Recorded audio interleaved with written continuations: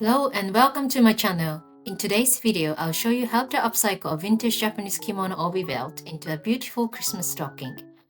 If you're interested, check out my online store where I have a digital pattern and written instructions available. And if you like what you see, don't forget to hit that like button and subscribe for more upcycling ideas. I found this gorgeous blue butterfly obi from an online Japanese kimono store. In Japanese culture, butterflies on kimonos can have lots of meanings. They're said to bring good luck and prosperity, and they're also symbols of transformation, representing a readiness to embrace change. I wanted to make a stocking for my kids, and my 3-year-old son chose this obi himself. He loves sky blue and mint blue, so it's a perfect match for him. Now that you know the story, let's get started. Just like with the ornament we've made before, I created a pattern for this stocking. You don't need to follow it exactly, but it's always helpful to have a guide when sewing.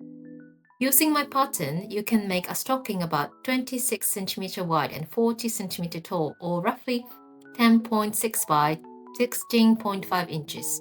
Here's what you'll need. 4 pieces of fabric, each measuring around 30 cm by 43 cm. 2 are for the exterior and 2 for the interior. I started by printing the pattern on A4 paper, cutting out the pieces, and putting them together. Then I lay them on the fabric and cut along the edges. I wanted 2 butterflies on my son's stocking, but one would have been cut off, so I decided to use 1 butterfly for the bottom and a solid sky blue, his favorite color, for the rest. Obi fabric often has a backing, so I cut both layers together. The pattern already includes seam allowances, so no need to add extra. I repeated this with the backing fabric using a blank section of the obi for the interior. For the strap, I took a scrap piece of fabric about 8 cm by 20 cm and folded it into 4 layers. But you can always adjust the lengths to your preference. If you want to hang it on a doorknob, for example, you might want a longer strap. Then I turned the fabrics right side together, clipped them, and sewed around the edges, leaving the top open. If you're using obi fabric, it's a good idea to reinforce the seam while the front and back connect. For the strap, I backstitched it at the top after turning the fabric 90 degrees, just to make sure the seam is strong and not visible. Once they're sewn, I trimmed the corners and any curved edges to get a cleaner finish.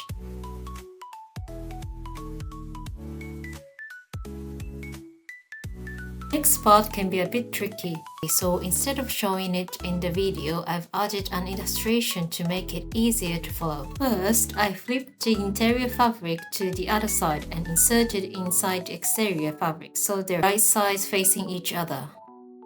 Then I placed the strap in the middle at the top and sewed all the way around, leaving a 10 cm opening for turning it right side out.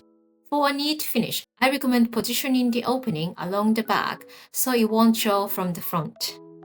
Once sewn, I pulled the interior and then the exterior through the opening to turn it right side out, making sure the exterior fabric held it in shape.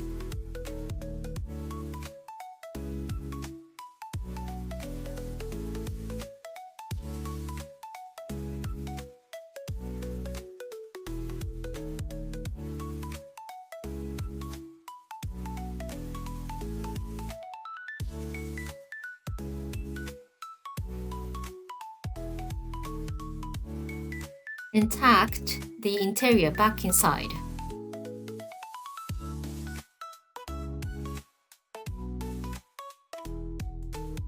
Finally, I closed the opening with a quick stitch, and that's it. With some leftover fabric, I also made Christmas cards and a keychain. What do you think? If you have any questions, feel free to drop a comment below. And don't forget to like this video and subscribe to my channel for more kimono upcycling projects. さよなら!